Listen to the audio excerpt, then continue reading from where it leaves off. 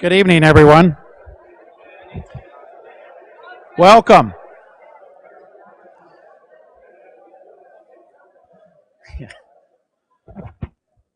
When alumni throws a party, we get a good turnout.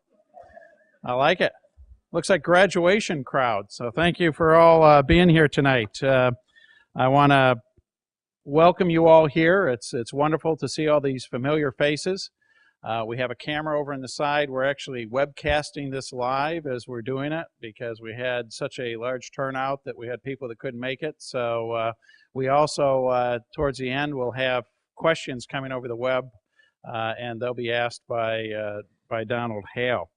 As alumni, you all know that earning the Rollins MBA was only the beginning of your learning journey and your relationship with the school. You know the value your degree appreciates as our faculty, staff, and alumni continue to bring the global business picture to you. You may have noticed that we have remained very proactive during this challenging time in our economy, and we have sought to extend clarity to the issues that are beyond the walls of the Crummer School. We've tried to help educate the media by providing editorial board meetings, on-campus events. We did a mini version of this a few weeks ago for the media, and you've probably seen our professors either quoted or you've seen them on the 6 o'clock news, and we're very proud of them for that. In addition to the efforts of our faculty, the Philanthropy and Nonprofit Leadership Center has also been very active, because you can imagine if the economy is hitting business and hitting families across the country, it's definitely hitting the nonprofit sector. And Margaret Linane and her team in the Nonprofit Center have done a lot to help educate and to help the nonprofit sector through this widespread crisis. We're also happy that so many of you came, because we believe these events add tremendous value. And as leaders, all of us in our communities and in our organizations, it's important for us to know and to speak with authority. You also know as alumni how difficult these times are. It's very, very cold out there. And the weather's also cold. But the questions are, what's going to happen in the economy? Is there light at the end of the tunnel? Is that a train? And when is the end of the tunnel going to be there? And we are going to try and provide some insight. Although our crystal ball is no more clear than anyone else's crystal ball, we are going to try and give you an input into kind of an accumulation of all of the research and everything that's been going on. You may notice our panel is down one. Professor Moses has bronchitis and felt it would not be in his best interest, or perhaps yours, to come into close contact with him at this period of time. So, but I know that our panel tonight of Dr. William Seyfried and Dr. Clay Singleton are going to bring an amazing presentation to you tonight. Let me start by introducing Bill. Bill's a professor of economics and came to us in 2007. Prior to that, he taught at the University of Central Arkansas, the College of Worcester, the Rose-Hulman Institute of Technology, and Winthrop University. He's published extensively in several top academic journals and has authored instructor's manuals for some of the leading textbooks in his field. Bill was on the Governor's Council of Economic Advisors for the state of Arkansas from 1990 to 96. So he brings a very learned perspective from the economics field. Sitting next to him is Clay Singleton. Clay joined the Crummer School in 2002 as a professor of finance. Clay was vice president of Ibbotson and Associates before coming here, an investment consulting firm. He's taught at the University of Nebraska-Lincoln, the University of North Texas, and the University of Virginia and College of William and Mary. He is a co-author of Core Satellite Portfolio Management, a modern approach to professionally managed funds, published by McGraw-Hill. And not only is Clay a professor at Crummer, he also directs the indexes at PCE, an investment bank headquartered here in Winter Park. Also helping us tonight a little bit later, we'll addressing questions from the audience because we want to have a good dialogue here. People from the Alumni Board will have microphones, so when it is time to ask a question, we'll ask you to give us your name and if you're an alumnus, when you graduated. Todd Tomlin is the president of the Alumni Association. He will be one of the mic handlers. And also vice president of the Alumni Association, Galen Kaplan, will be the second microphone captain this evening. So, without further ado, we need to find out what's going on in the economy and what we can expect and to start as a catalyst for your questions. So at this time, I'll turn it over to our faculty to start the discussion. Thank you, Dean.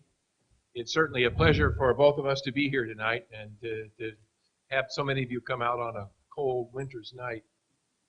I'd like to start off by asking the question, who did this? How do we get in this fix anyway? And in the true American tradition, who should we blame?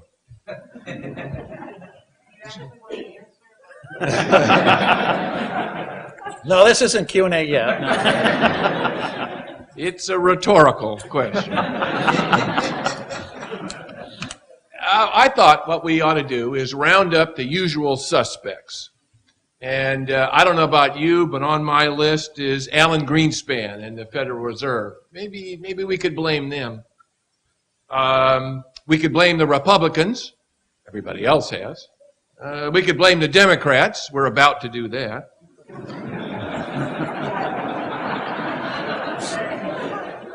I've heard many people blame the Chinese. That'll probably work. We could blame the subprime loans. I've heard a lot about that. But actually, my nominee for the most likely suspect is Kaiser Sose. Or maybe it was Kevin Spacey. I'm not sure. Actually, the suspects are too many to list. There's lots of blame to go around here. I think it probably starts with housing. And I pulled a copy of the New York Times business section from December 28th. And in here there's an article that says that this crisis comes from lenders making loans to borrowers they knew could not make payments. Now, that implies to me that the crisis is due to a bunch of crazy people. I mean, who would make a loan to somebody who they knew couldn't repay it? So I don't think that's right. In fact, what I think happened is that there were a lot of loans made to people who couldn't repay, but it didn't matter because each one of those loans was covered by insurance. Not the kind of insurance that's written by State Farm or AIG. Well, I guess actually was. They're to blame too. Yeah. This is a special kind of insurance. It's like stealth insurance. It's insurance, but it's not insurance. They called it credit default swaps. Why didn't they call it credit insurance? Oh, because if they'd have called it credit insurance, then it would have been regulated as insurance. So they called it something else. Credit default swap sounds really difficult. As a matter of fact, it's little known, but I was a fly on a wall in the AIG offices when they called over to London and they said, "What's this credit default swap business anyway? What are we doing here?" And they said, "Well, it's very complicated. It's a lot of derivatives. We have mathematicians here who are taking it." No. I just need to know how this works. Can you put it? Well, I'm sorry, but it's just really complicated. It takes a lot of mathematicians, and as a result, it's very difficult to explain. And by the way, last month we made $400 million. Never mind. This was very profitable. The problem was that it was insurance where there were no reserves. Would you buy a fire insurance on your house from the guy next door? Well, maybe, but this person has no reserves, no way of actually making good. You're going to pay a relatively small premium versus the value of your home. And they promise to make good on the value of your home if it should burn down. Credit default swaps were nothing more than a promise to pay you the value of the bond that you bought in case it went into default, but they actually didn't have the money to do that. There's a great quote from the guy at AIG in London who was responsible for the unit that was making the $400 million. And he said, "We can foresee no scenario in which there is any probability that we would ever lose a dollar on any of these positions." Now, if you truly believe that, you must assume you are the smartest person in the world. But if you truly believe that, what would you do? Well, first thing I would do is I'd do as much of this as I possibly can. I'm taking in money, but I never have to pay any out. This is a money machine. The second thing I would do is I would take all the money that I took in and I would pay it to myself and my colleagues. And of course, that's exactly what they did, and they brought down the world's largest insurance company because they believed that there was no possibility that they would ever lose any money in any of these positions. And that is crazy. I don't know how many of you have had the delightful opportunity to listen to the comedy team of Bird and Fortune, John Bird and John Fortune. Google them on YouTube and you will be delighted.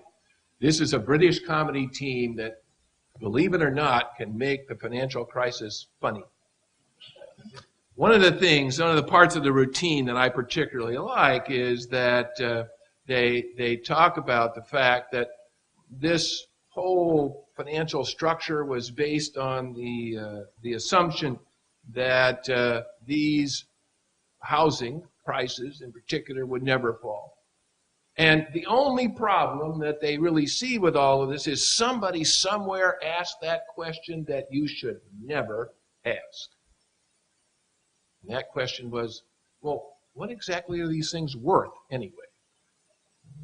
And as soon as somebody asked that question, then the whole structure started to fall apart because these insurers, the people who were writing this insurance, weren't insurance companies at all, had no reserves and had no possibility of repaying what they owed.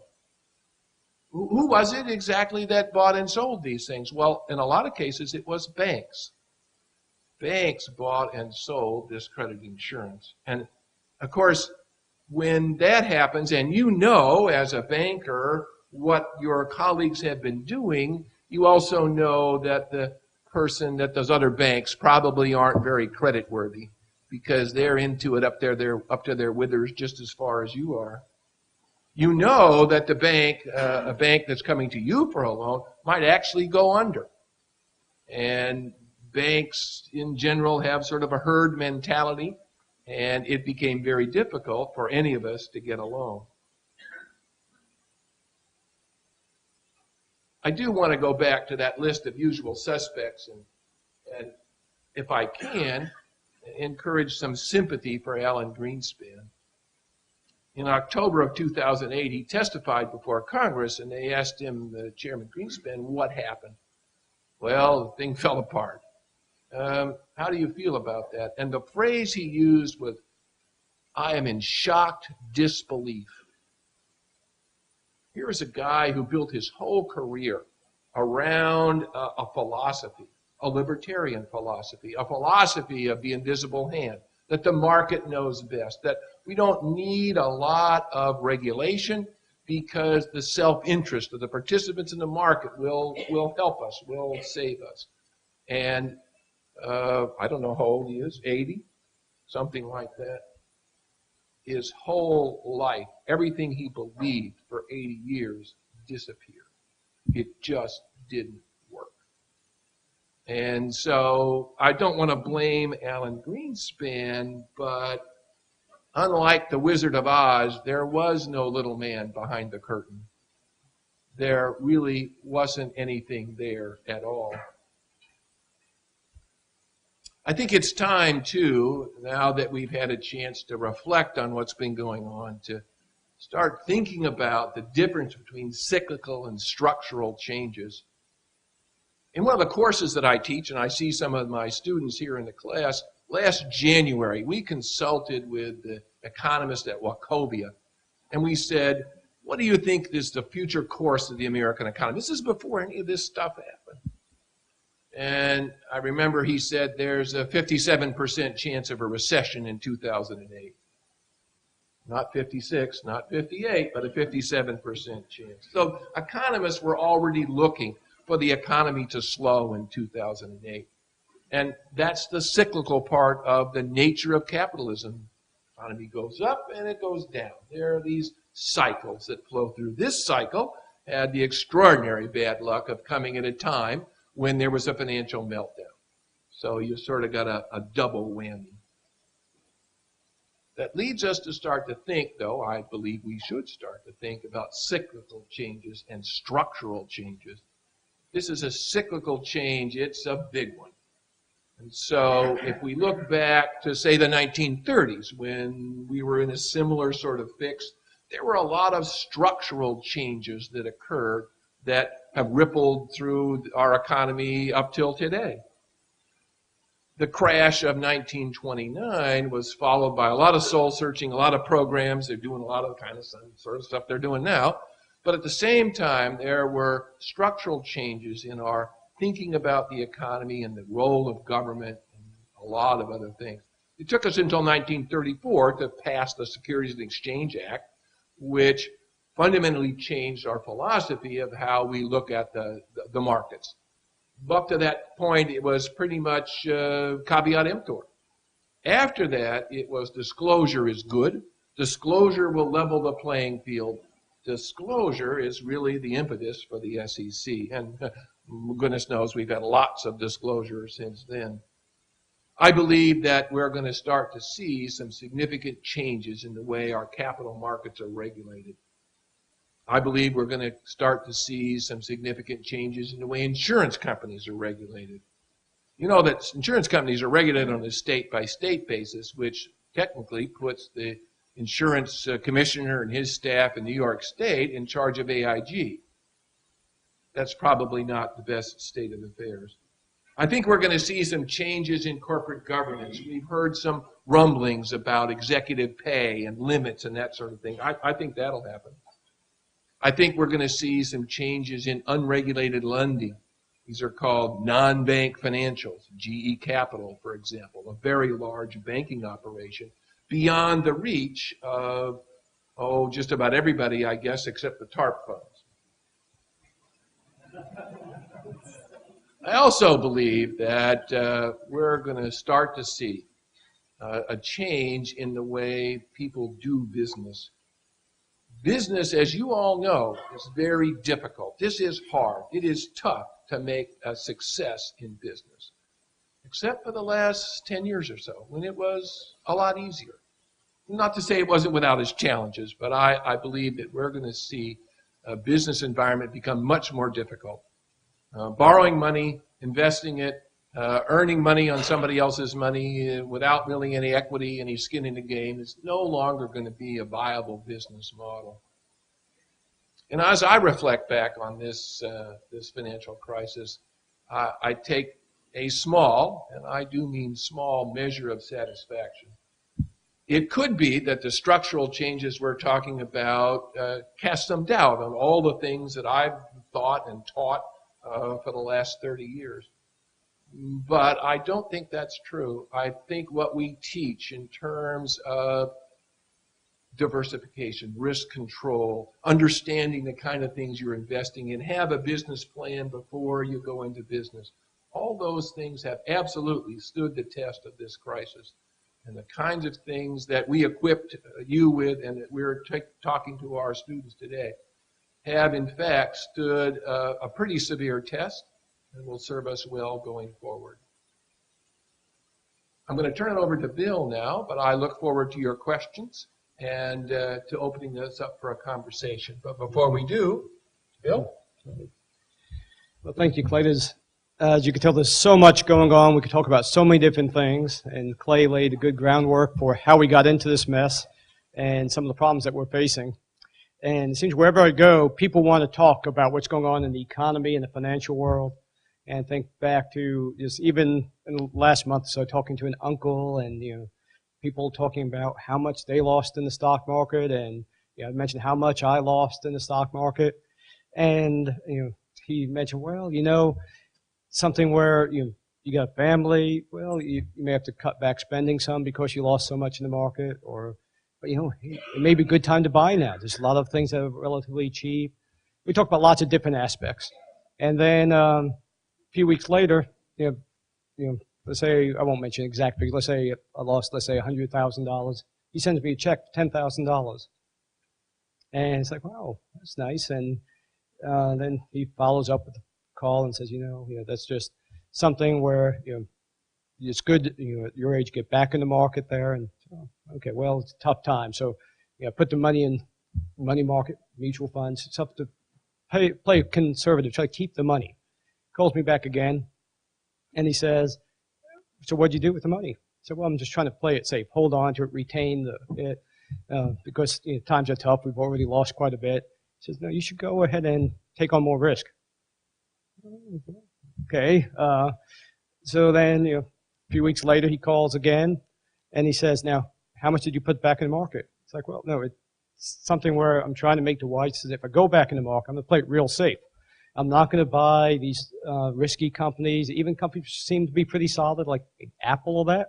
I don't know if I'm going to buy like that. If I do go back in, I'm going to be extra safe and buy just the safest of the safest companies. Well, no, okay, that didn't happen, but what I'm talking about is the banking system. And the uncle would be Uncle Sam. And the banks lost, so far they've reported $1 trillion, and the estimates say it could go up to $2 trillion.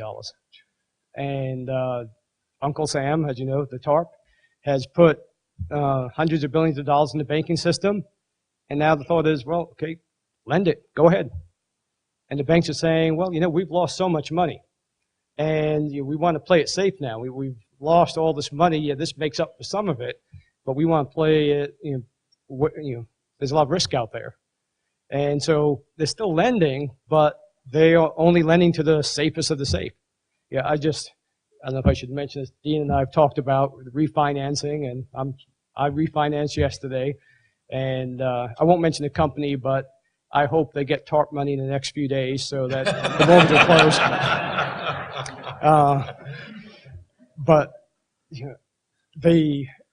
when it came to refinancing, they asked about credit scores, and it used to be a year or two ago, 650 would be good, 620 would be good.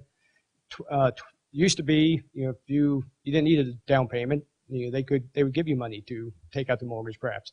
Then you thought, well, but in the past, 20% would be good. They were looking for at least 30% for refinancing, and credit scores of 750 or more. They're playing it safe. If I'm playing safe with what I do with stocks, they're playing it safe in terms of their lending. And this was several different banks doing this. When are they going to take risk? When am I going to take risk? Well, there's a lot more risk out there in 2009 than there was in 2008. There's a lot of people who were good risks last year who may not be as good risks this year in terms of jobs and wealth falling and all that. So lending is probably not going to pick up anytime soon. And that's when it comes to what's going to happen to the economy, a lot of it is going to be, when's lending going to pick up? When is the financial system going to get past this, ease up? And that's hard to guess.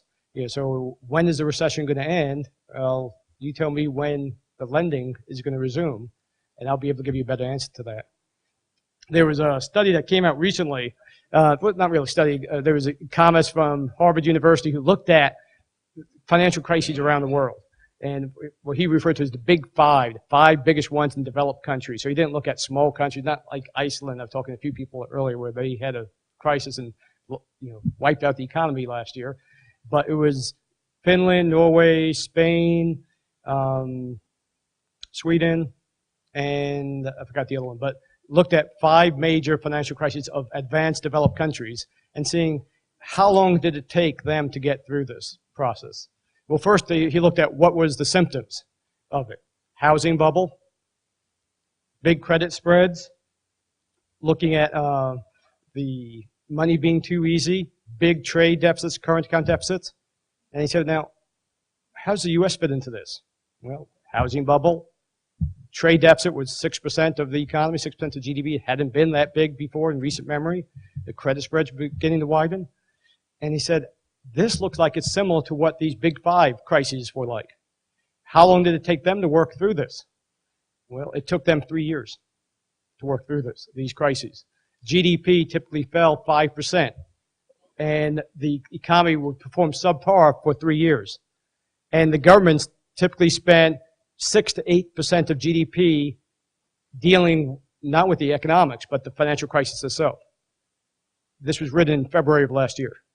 So this was not, September, October. This was Ken Rogoff did this with Carmen Reinhart in February of last year, and it pretty much nailed what was going to happen in the U.S. And 6 to 8% of GDP would be for the U.S. $1 trillion and a quarter dollars. That would be similar to what other countries have had to spend in dealing with financial crises like this. Of course, it's not quite the same because ours is a little bit worse than what they went through. But it's how quickly are we going to recover? It's going to take some time. There's a lot of pain out there. When it comes to, there's so much I could talk about. I was talking to a few people earlier, and it's like, well, once you start talking, it's hard to stop. You get into, okay, what about the policy that they're doing? Well, once you start talking, you just keep going and going and going. So I'm going to try to talk only a little bit about those things and just pick up some highlights of what I see coming up in the economy. The job market. Well, before I do that, let me give you, we got two professors here. We should probably give you a quiz. And so let me ask a few questions. All you have to do is simple. This is no essays. You don't have to submit something or anything like that. You can just tell me what year this took place in. Okay, so biggest job loss since World War II. 74, 82, 2008. Okay, 2008. We got a winner. Okay. First time interest rate on Treasury bills turned negative for a little while. 2008. Very good. Okay. Let's try another one. I think they're on to you. Think so? Think they're catching on? There you go. Lowest interest rates on 10-year government bonds, 2008. It went down to just above 2%, which a lot of people would have thought unheard of. It had not done that since they started to keep records. I looked through the early 50s, hadn't done that since then. You know, 2000, this is different. This is a special situation here. This is, I could go through other questions. In 2000, let me ask you this. The beginning, what year did the longest recession since World War II begin?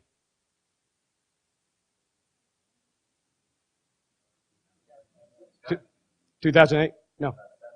2007. It had to have one. December of 2007 is when it began. And so you had to have one question in there like that. The past recession we've had since World War II, the longest ones were in the mid-70s and the early 80s. And those lasted 16 months. Those were long, deep, severe recessions. Those are the worst ones we've seen up until now. This one is 13 months old, beginning this month. And I don't know of any economist who thinks it's going to end in the next few months. So come May, it'll be the longest recession since World War II. When's it going to end?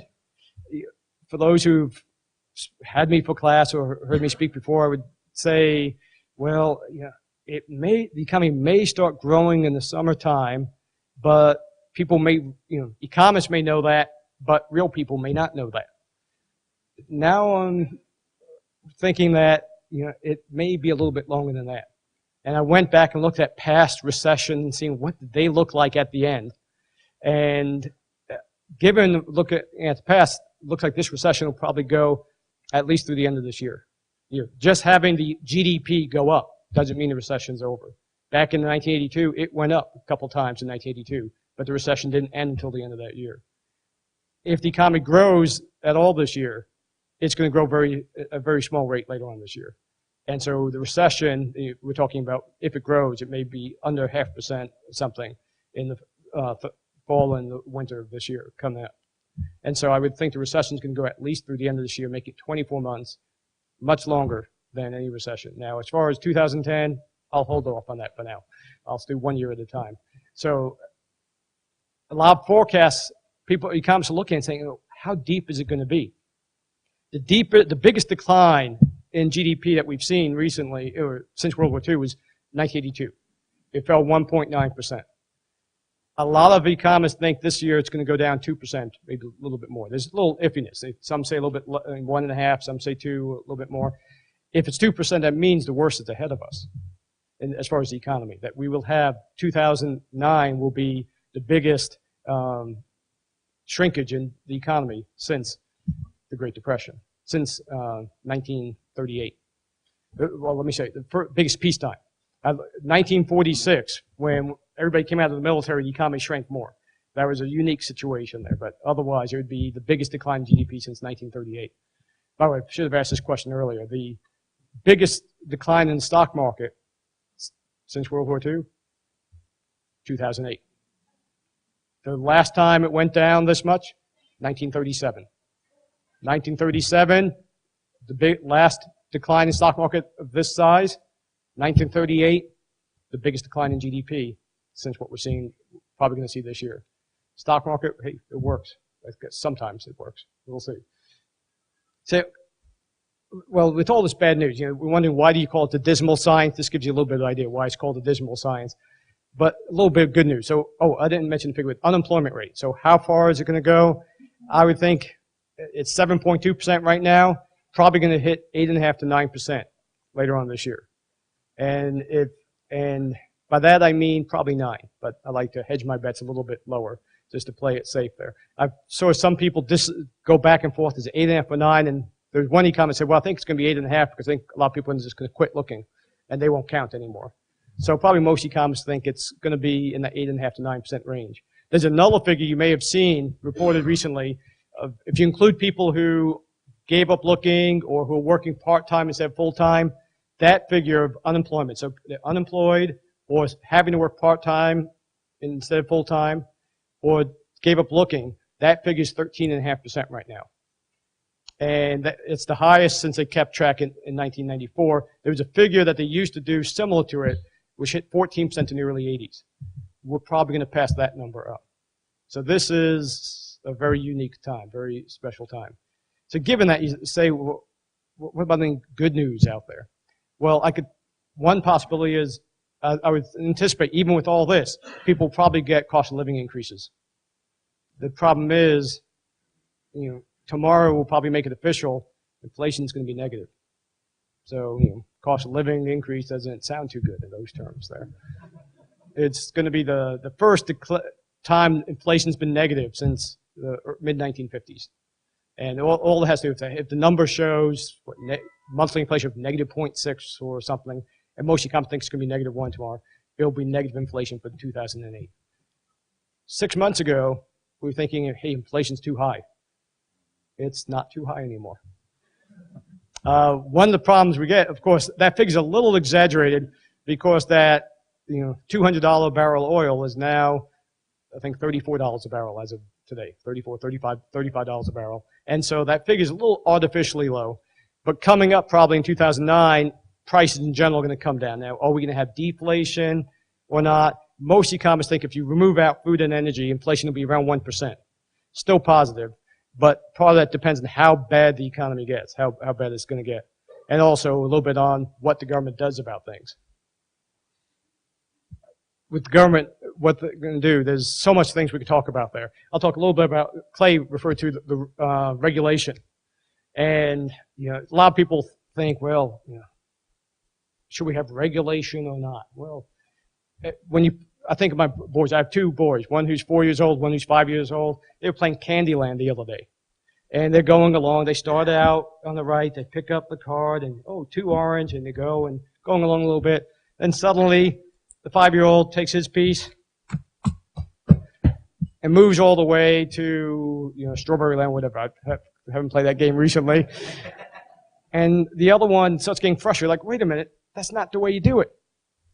You need rules to play a game. It doesn't make a difference if you're conservative or liberal, or you need rules, you need regulations. And the question is, what type of regulations do you need?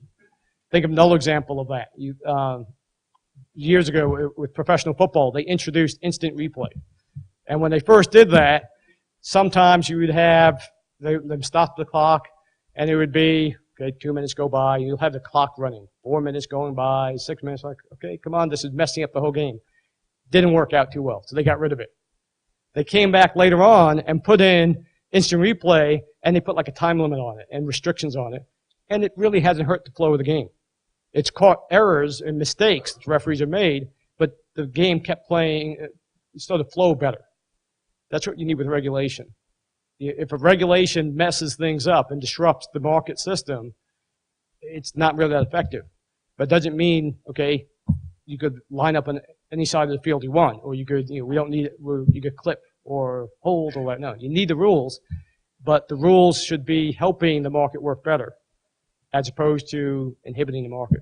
The market for credit default swaps did not work.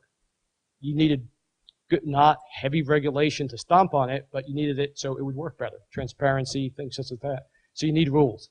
Paul Volcker is chairing a group that came out with some proposals today. I haven't had a chance to look at it, but that's something I'm sure we're going to be seeing coming up in the months to come. Trying to get new rules, so not to inhibit the market, but to make the market work more efficiently and better.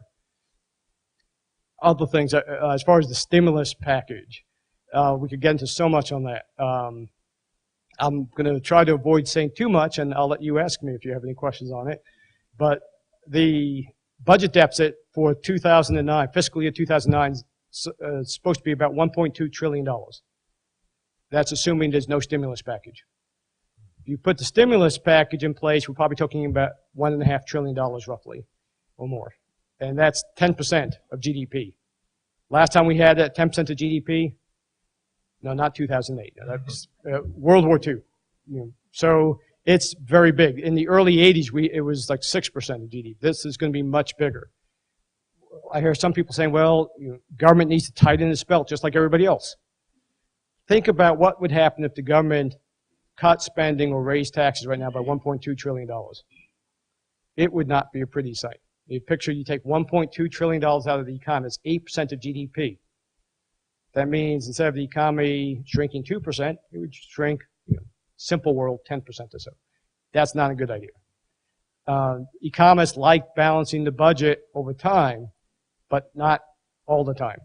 And this is something where it would have been better if we came into this situation with the budget under control. The mistakes were in the past, but you need, having a big budget deficit should not stop us from running, from trying to do things to slow down this downturn. I heard people talk about the TARP. Wasn't that a stimulus?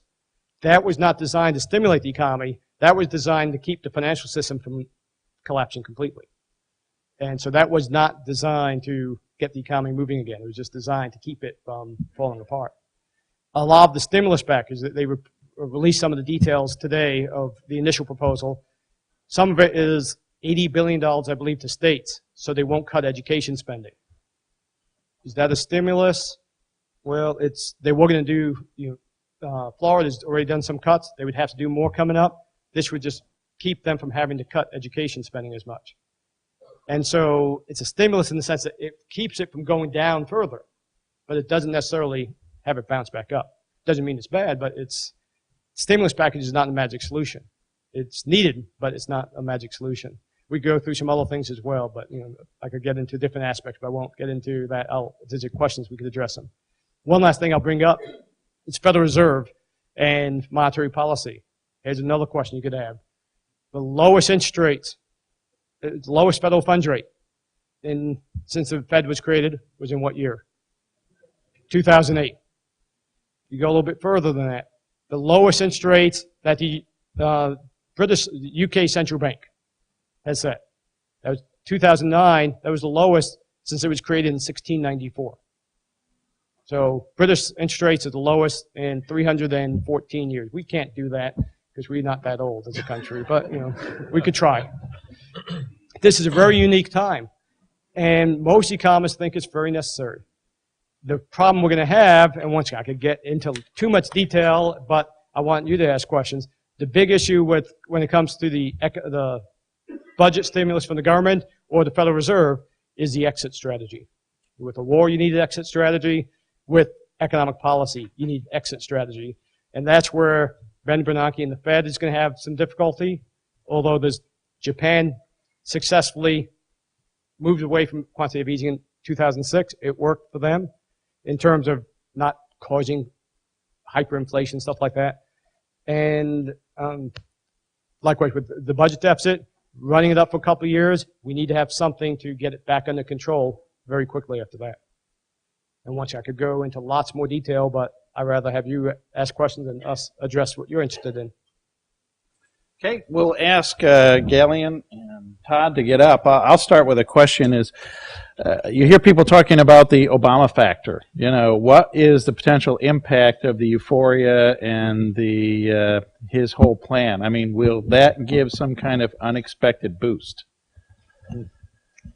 I guess I'll maybe start answering that with, so people like Obama, he's very popular, approval rating 70%, but if their stocks are down, if they lose their job, they may like him, but eventually it's going to be just, what's happening in the real economy. So I think it's, in a sense, without getting political, it's nice to have somebody else there who people may like and that, but ultimately, if things are like this a year from now, he's not going to be as popular. So it comes down to what's going to be in the package itself. Yeah, I feel sorry for him. Yeah. I think that he's got a tremendous set of expectations. I mean, the fact that you asked the question at all suggests that there's just no way that he can deliver on all the things that people expect him to deliver. I think he's been pretty good about talking about the depth of the problem that we have, that it's not going to be solved tomorrow. But I don't know about you, but I don't think people are listening. They expect something to happen next Tuesday. Yep. I don't think that's the way it's going to work out. Yeah. Let's take a question from the audience. If Yes, you could. come on right here. Thank you. My name is Bill Odell, class of 1980, and my question concerns economic indicators as opposed to the stock market. And as you know, the Chicago Fed put out this National Activity Index, a composite of 85 economic indicators, and they also went and archived it back about 40 years. And I've tested it against the market, and I find that it's at best, on occasion, a coincident indicator, but certainly not a leading indicator. My question of the three of you, including the dean, is what economic indicator have you found that can forecast the stock market? There we go. Let's see. Well, I think I'm sorry, my mother's called. I have to That's leave all right. right now. I'm not sure if you've seen that whoever wins the Super Bowl, if original NFL team. Oh, okay. I think the best answer I can give is that that old saw in the markets, that the market has successfully predicted 7 of the last 3 recessions. I know. I know. Yeah. No such thing exists. Right. If it did, then neither Bill nor I would be here. That's right. Oh, actually, since the dean is here, if it did exist, we would be busy giving more money to Crummer. That's right. That's right. Yeah. I think when you even look at, the TARP funding and everything, which was designed and to some extent to appease Wall Street, you saw what happened. It'd go up for a day or so, and then it just goes back into free fall. I think the stock market runs on its own clock, and it depends what happens and what news and what they like and what they don't like. I don't know anyone's figured that one out yet. Right. And the market already incorporates people's thoughts. So, like, if people think this year that the economy is really going to do bad, or they think it's going to be awful, and the economy is only bad instead of awful, the market will go up. And so you wouldn't expect the market to respond directly to just what the news is. It's how it would be compared to what people expect. And if are markets efficient all the time? Of course not. We've proven that quite a bit. But if markets do incorporate with people's expectations to some extent, you wouldn't expect any economic indicator to work all the time. Can we take another question?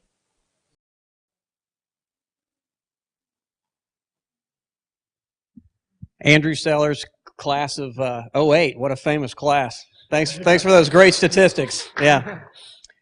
It seems like that the banks are more interested in acquiring troubled loans at severe discounts than making new loans at market rates. So have you guys found any indication out there of how many troubled assets they're going to be to soak up before new lending might be stimulated? Not sure how much they would, how much troubled assets are out there, but obviously it's quite a bit. And that's something where you go back to TARP, it was Troubled Asset Relief Program, and they haven't relieved any troubled assets yet.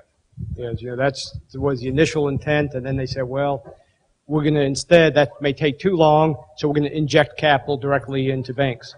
And most economists think that was probably reasonable to do initially, because it would have taken too long to get up a system to buy the troubled assets, and the system was in such dire straits in September and October. But I saw a Nobel Prize winner, Ed Phelps, who's on CNBC today, and he said that he was recommending that besides buying troubled assets, they do capital injections, but he didn't mean don't buy troubled assets. He said you want to do a little bit of both. And now Ben Bernanke is talking about phase 2, and I don't know if this, I'm not sure if the politics is that maybe Tim Geithner, the new Secretary of Treasury, is more favorable towards it than Hank Paulson, but it sounds like in phase 2 they're going to try to deal with the troubled assets a little bit more. And that is probably to have a little bit more direct effect. You had to prop up the system, but if there's a lot of bad debt, it's just going to meander around for a long time. So it sounds like they're going to try to come up with some mechanism to buy troubled assets. We were talking a little while ago about leading indicators, and I have my own personal leading indicator. I live in a subdivision in West Orlando. We've got about 70 houses. There are 13 of them that are clearly in various states of foreclosure. About 5 of those are in mid-flip, and the rest of them are people who got into these houses and probably should have never gotten to the house. We have had absolutely no transactions at all for I don't know how long. As soon as that starts to pick up, as soon as we see some movement in the housing market, then I think that would be a leading indicator for an economic pickup. So you don't have to go to the Federal Reserve website or get a lot of sophisticated economic statistics. You can just look around your own neighborhoods and see that we're pretty much dead in water here. Not a lot is happening. Next question. Yes, over here, please. Hi, I'm Sam, and I have no class here, but I'm proud to say my son Eric is enrolled at Rollins. And I'm from Miami, so I guess I would explain. In any event, you both mentioned risk, and risk management or risk modeling, I think, is critical into why we've had these problems. There was an interesting article in the New York Times recently about why the risk managers or analysts failed, and essentially it was a failure to recognize what I call a doomsday scenario.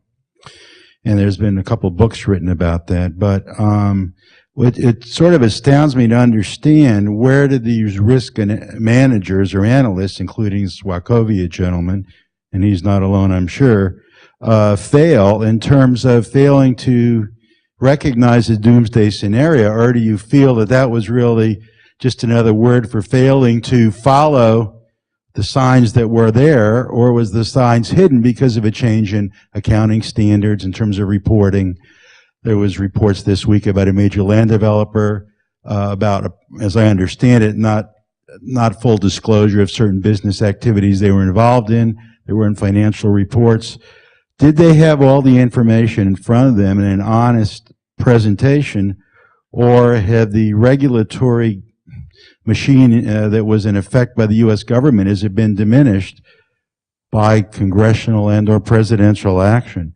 And I'm also thinking about the suits against the rating companies, Standard & Poor's, Moody's, and the self-interest. I mean, it seems that if everyone has a self-interest in a business sense, that self-regulation really is no regulation. I'd be interested in your comments on that.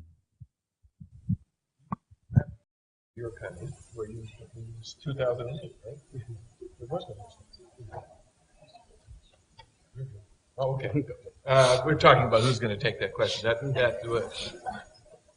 One of the, I don't know how many people are signed up to take my financial modeling course, which starts next week, but we're actually going to address that in the course. We talk about model failure, and I've encouraged the students to read The Black Swan, which talks a lot about the sort of phenomenon to which you're referring. One of the problems that people had when they were modeling, let's say, mortgage defaults, is that, as Bill pointed out, we've never been here before. This kind of stuff has never happened before. We've never had a down economic cycle get slapped upside the head by a financial collapse. So, in their defense, that they used history to predict the future, and if you've never seen a black swan before, you would be pretty surprised to learn that there are such things. That's the theme of that guy's book. I did want to pick up, though, on one of the things you said, because I left somebody off the list of usual suspects. Right, Jane? It's the accountants. They did this. It was fair value accounting. It was change in accounting standards, and that's just a bunch of nonsense. I don't believe for a minute that the accountants had anything directly to do with this financial crisis. I read recently that it was a president of the American Bankers Association, or maybe he was the past president of the American Bankers Association, said that it was fair value accounting that caused this, and if we would just do away with fair value accounting, then everything would be okay. And by golly, the SEC on December 31st said, no, we're not doing that. Fair value accounting stays. Thank you very much. Let's not bury our head in the sand. Let's not pretend that these assets are worth more than they really are. So it's a long-winded answer to your question, but I think we've got, we'll always face model risk. It'll never go away. Quick follow-up on that, and there was obviously mistakes made. The rating agencies, I think, made very significant mistakes since they were expected to rate well. You can see other people, that wasn't their job, so they deserve some blame, but the rating agencies, I think, deserve considerable blame. Same time, as Clay was mentioning, we haven't experienced something like this in 70 years, so history, there's nothing to fall back on. Still, they were probably overly optimistic in housing. Like, well, let's look at the last 5 years. Well, no, the last 5 years is an aberration. Maybe let's do 20 years instead, as opposed to just a short period of time. I mentioned that study by Ken Rogoff. One of the things I didn't mention that he said preceded typically every financial crisis of the big five was introduction of new financial instruments. And that's what happened in this case. So, and Volcker's commission today said trying to keep up, that the regulators need to keep up with new instruments more. Credit default swaps come out, think about them immediately, as opposed to let it ride and then see what happens and respond later. We'll take another question maybe in the back.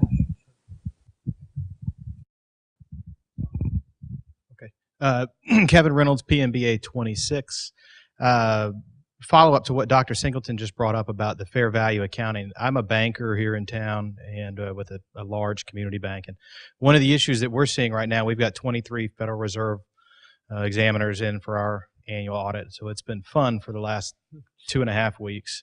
One of the things that we're seeing is they are requiring reappraisals on properties that we've got right now, which are completely depressed compared to maybe 2-3 years ago. And they're actually being fairly draconian in terms of saying, okay, well, we want these loans paid down, but you can't bleed a turnip. We've got a developer who's out of cash or maybe has a pocket of cash that could help them survive another 18 months. And with the Federal Reserve coming in and examiners coming in just forcing pay downs on these loans, it seems to me like the regulatory authorities are almost worsening the situation. Is this fairly typical in where they're trying to just make everything bleed real bad for another 6 or 8 or 10 months? Well, Kevin, we're from the government. We're here to help you.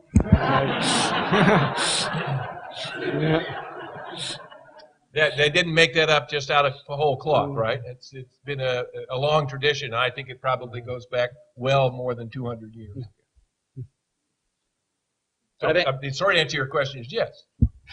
And I think what you're seeing now is that pendulum. You know, when you get deregulation over here and then super regulation over here. A year ago, those same FDIC investigators would have said, "Oh, everything's looking good," and we don't really need to look at your appraisals, even though they may have at that time been 2 or 3 years old. And what's happening is, I'm also on a community bank, and we were lucky to have our, audit last month in December. They were a lot nicer. Maybe it was a Christmas spirit. But I was talking to someone that was referring to a bank up in North Carolina, and this is a bank that's been in banking a solid 2, strong 2 bank. And they are talking that if they don't get a big infusion of cash, and it's $1 billion community bank, they may put them into bankruptcy. And so, I think the same thing we saw with Sarbanes-Oxley. You saw, hands-off, super regulation, and I think the FDIC may be going to the super side of, caution. And right now, there's no administration to guide them because we're in transition. Next question. Yes, in the back there. My name is Chris Straub. I'm a guest, and my wife is a graduate 98, right? Yeah. And and I guess I went to school Hard Knocks. I've been self-employed since 1992. But I'd like to put a spin on your closing comment, Professor, where you said you think business is going to become harder and more difficult.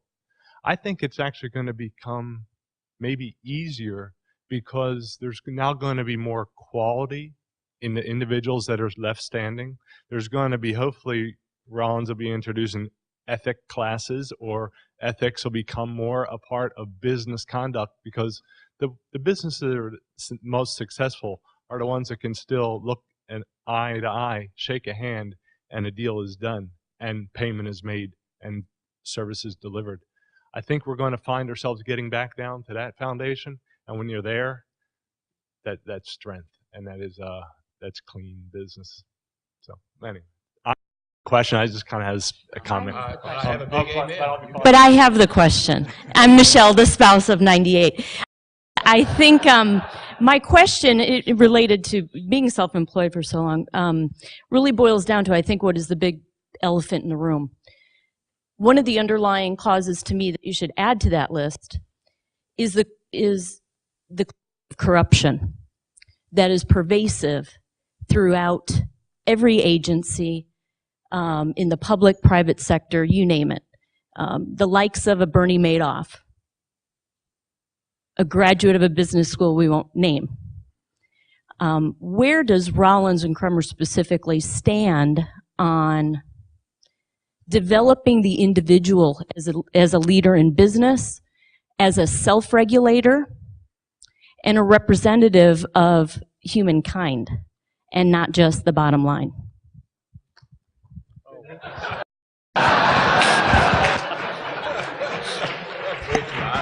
Thank you. Yeah, thank you, Michelle, for that wonderfully insightful question. We have been pushing ethics in this whole area, but I always say that, Crummer cannot undo 20-some years of conditioning. We do everything we can to try and make people think about ethical behavior, but the thing is, the professors, cannot make someone ethical if they're unethical when they come here. So part of the way you make your school more ethical is you try to increase the filters coming in. But I mean, there is no unethical, behavior that you necessarily can see when someone comes in. I mean, I think in the Madoff case, I would have hated to have been that $400 million investor that gave him $400 million the week before he was exposed. I mean, you see things like that. All we can do is try to get people to think about it and reflect on it. But you also have to realize, some of the failures in the mortgage industry are a failure of people just following the crowd. I mean, I remember 6 years ago, I was in California with my daughter and her husband who were looking for a house, and they were looking at like a 1,500 square foot house in Los Angeles suburb for $1 million. And I said to the real estate broker when they weren't nearby, I said, how in the heck does anyone afford this? Oh, it's easy. Nothing down. I'm like, nothing down? And they said, oh, yeah, because, we finance them 80%, and then we give them a 20% carry loan, which means that they fall in the 80% category so that it didn't need PMI. And I said, so what happens in 5 years? Oh, in 5 years, the houses have gone up so much, they'll never have to worry about it. They'll make a fortune. Well, I grew up in the days when they said your mortgage was 2.5 times your annual income. And you had 20% down or you didn't do it. And, ultimately, my daughter and son-in-law decided they couldn't live in California. So they moved to a lower cost housing area. At that time we thought it was going to be Florida. But, unfortunately they bought, but still they were able to get a much nicer house. But what happened is every bank was chasing every bank. Every mortgage broker, a term that didn't really exist when I was initially buying houses, was saying, oh, don't worry about your credit, you're fine. And, people get into herd mentality, and then they start doing things wrong. And all we can do as a school is to constantly ask people to reflect on that. What is right? What is wrong? And do you really want Morley Seyfried putting the microphone in your face and saying, why did you do that? And some of you are saying, Maury who? We have another question.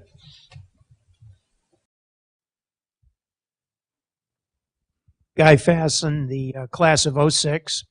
My question is your outlook for the equity markets over the next 12 months. Thank you. If you had $1 in 1929, it would have taken you until 1943 to get your dollar back.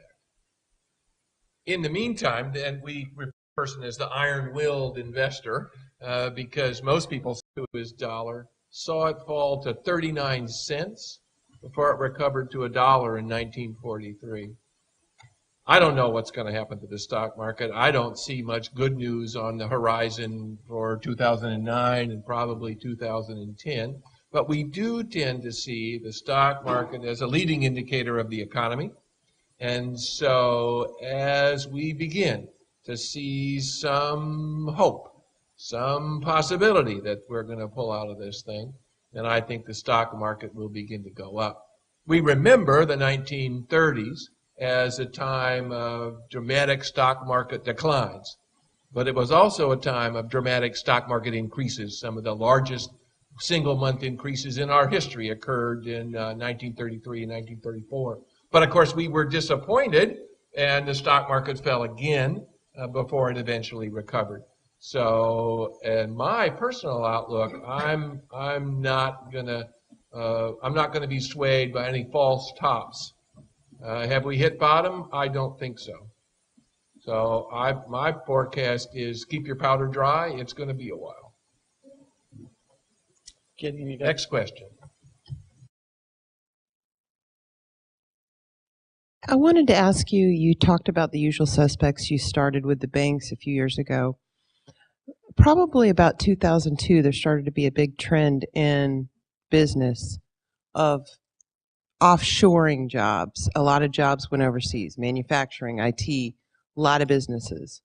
At that time, tons of people were being laid off as their job went to India or Canada or someplace where the labor was cheaper. This got to be a huge trend. In fact, I think there was something like 1 million IT employees or something that were displaced during 2002 to 2004 based on outsource or offshoring, so to speak. How do you think that's impacted things? Because my concern at the time when all these jobs were going overseas were if the money's not here, if the consumer doesn't have the money to spend, the wheel doesn't turn.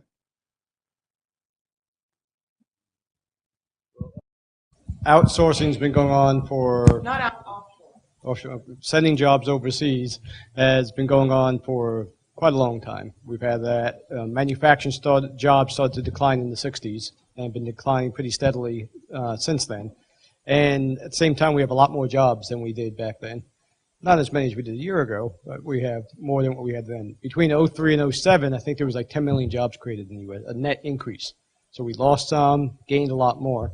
And so I think that's part of a normal process in the economy, is to try to produce in the most efficient way and recognize your core competencies and outsource to another company in the U.S. or elsewhere some things that you may not do as well.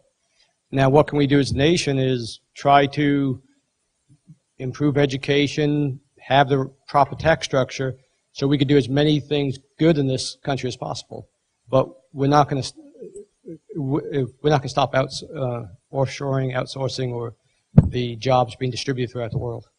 It's a global economy, and jobs, finance, everything moves around, and and I happen to think that's a good idea.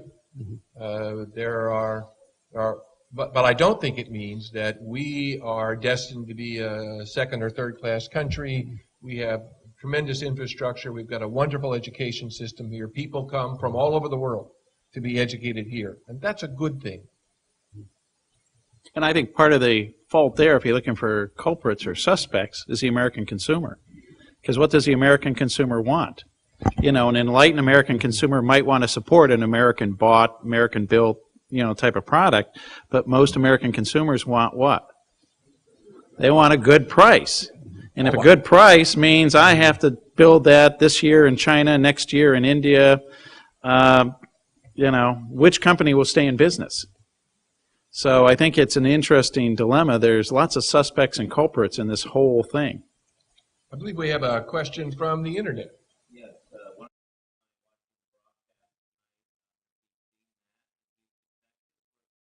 Phillips Company, question for the panel. What impact did the price of oil play in the decline of the economy? Obviously, we've already adjusted to so many different things that were affecting the economy. I think the big run-up in oil prices did maybe we had a lot of kindle, we had a lot of leaves, we had the branches, and then suddenly you have the spark may have come from oil that slowed the economy down and then began the fire that came elsewhere. So I wouldn't say it was a primary cause, but it helped slow down the economy, drew spending away some other things, and it may have taken a weakness and exposed it. I also think it hit the psyche very hard, because when the oil was at $5 a gallon, people panicked. And it added to the fuel that you got on the media, which was, you know, the economy's bad, it's bad, it's bad, it's bad. And when you're paying $5 a gallon for gas, it is bad. And so I think it may have been a catalyst of sorts, but not the only cause. And the sad part of it is that the oil prices went back down. Now, I don't mind filling up my tank for $10, $12, but I think we're living in a false sense of security here, that energy prices are not going to stay down. This is a temporary sort of thing. And unfortunately, what we see is people making long-term decisions, purchasing an automobile, for example, which you're probably going to keep for 4 or 5 years, based on what I think is a temporary lull in energy prices. It's going to go back up. And probably would be a good thing if it changed our approach to using energy. Next question.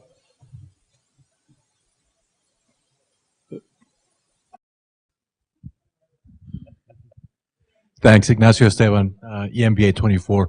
I agree with you that there were a lot of culprits to the problem, but I've heard it said that the triggering event was the resetting of mortgage loans, 3-year exploding interest rate loans that happened during this year that sort of set the motion, the wheels rolling on the whole collapse. The scary part about that is that there's sort of 2 more waves in 2009 and 2010, because the majority of the mortgage loans were made in the 3 years prior to that. If that's the case, if we've just gone through the first wave of a 3-wave tsunami, what happens if if this year is the same and the next year is the same? Is that conceivable? Do you agree with that? And what is it? Can it be as bad as it sounds? I think the adjustments in the adjustable rate mortgages had some impact. Now, I went for fixed rates, but with interest rates relatively low right now, I don't think they're going to be adjusting that much upward in the next couple of years. Now, the nice thing would be, you can say, well, people should refinance. Unfortunately, most people cannot refinance right now because of the low equity and if 15% of homes are underwater, the mortgage is worth more than the house. So refinancing, just pure refinancing, probably isn't going to take care of the problem, but hopefully with the LIBOR and the rates that adjustable rate mortgages are linked to are much lower now, that can help ease that problem. With all that, you also hear stuff about credit card problems and defaults. Makes it so important to have the banking system as stable as possible, so when some of the things occur, it would hurt, but not send us back into a major crisis. We'll do one more question, and then we're going to wrap it up. And if you want to ask the panelists individually later on, you're welcome to. We do two more questions. This gentleman right down here. Yeah, okay, we'll do two.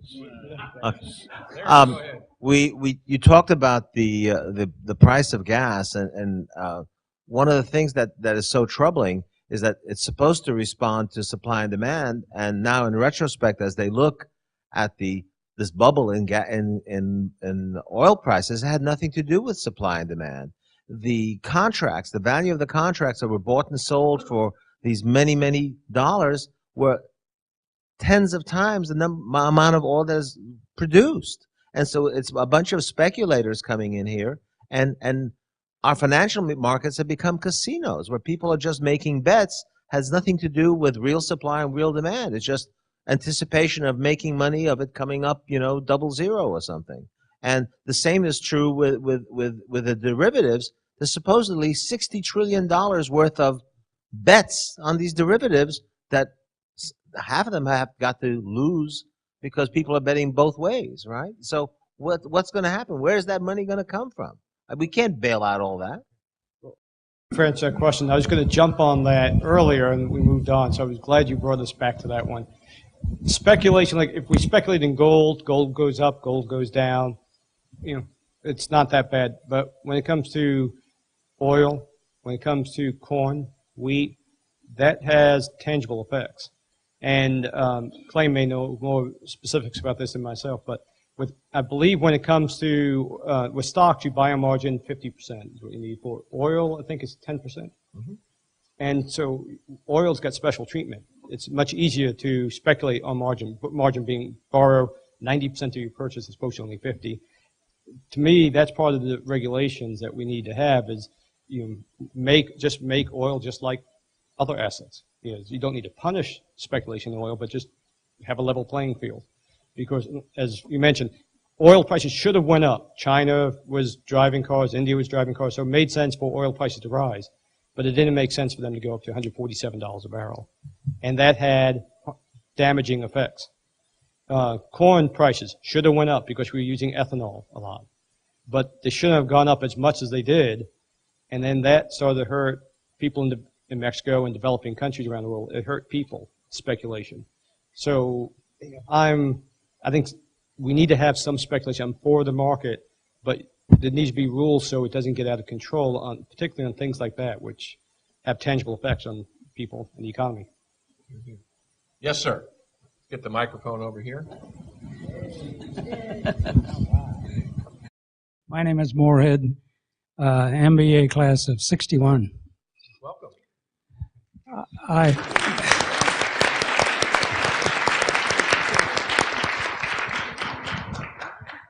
I waited long enough to generate two questions.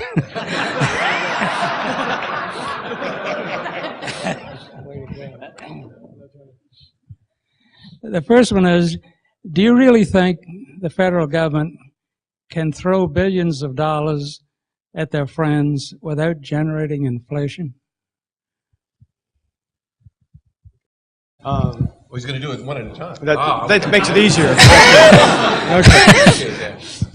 Yeah, and I'm good. I wasn't sure if there's going to be questions coming up on the stimulus or whatever you want to call it. That's an important thing. Is you've had people in the past talked about, well, the government, if the economy gets bad, the government should just hire somebody to dig a ditch, hire somebody else to fill in the ditch. That doesn't make sense. The economy's not driven only by demand. It's driven by what happens in the long run economy. That's why, unfortunately, a lot of the discussion nowadays is what can we do to help spending in the short run, but at the same time have long-term benefits, infrastructure spending, education. Those are things you build if you spend it wisely. If you improve education, you can have a much more productive economy in the future, as well as having the spending today. If you build good roads that are needed, not a bridge to nowhere or something like that, then it's going to give long-term benefits as well as short-term benefits. So efficient spending that yields short-term spending and demand with long-term benefits could be very helpful and would not be an issue of inflation. If we get, okay, we're spending this money, now what do we spend it on? Well, and each congressman gets to pick what they want, and you get earmarks or whatever, you could have some issues. Hopefully, there's going to be waste. Businesses waste money, government wastes money. Hopefully, we can minimize that as much as possible. As far as inflation, if the economy's sinking and demand is plummeting, I don't worry about inflation in the next year or two. The Japanese attempted to spend themselves out of their 1989 recession, and it took them 14 years? About 14 years, yeah. So and they didn't suffer from significant inflation, but they have some of the finest highway system in the world, probably. Your second question, sir. My second question is about the stock market.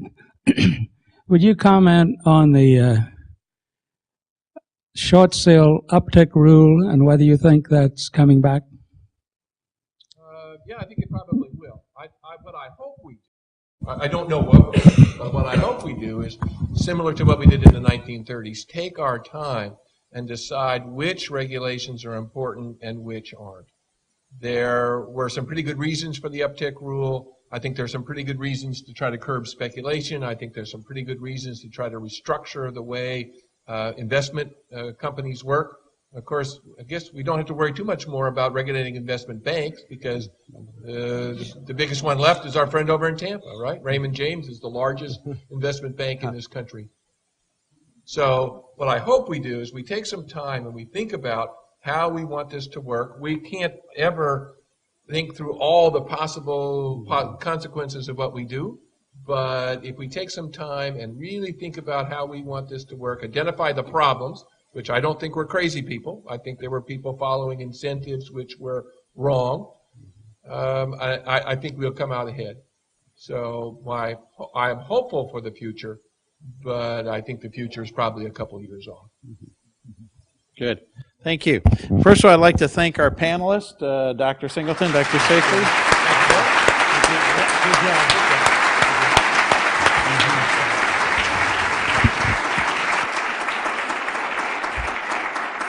I'd also like to thank Donald and the alumni team and the Alumni Association for helping to support this event. So to them, thank you.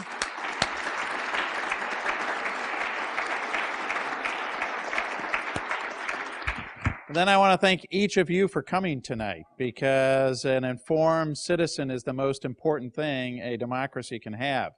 And one of the things that all of us have to do is figure out what this means and how we can personally and as leaders in our businesses and community make the right decisions to move forward. So thank you all for coming. Have a safe ride home, a great evening, and hopefully the light at the end of the tunnel will be sooner than later.